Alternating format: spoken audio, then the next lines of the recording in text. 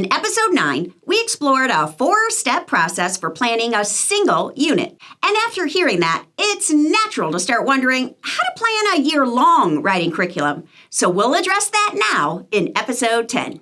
But before we dive in, a word of caution.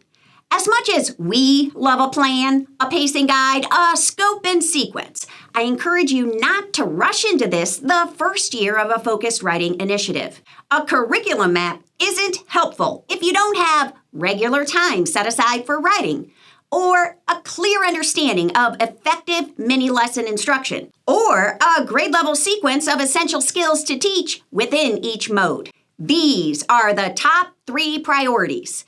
Think of this as when you'll teach, how you'll teach, and what you'll teach. Give yourself time to master these foundational pieces.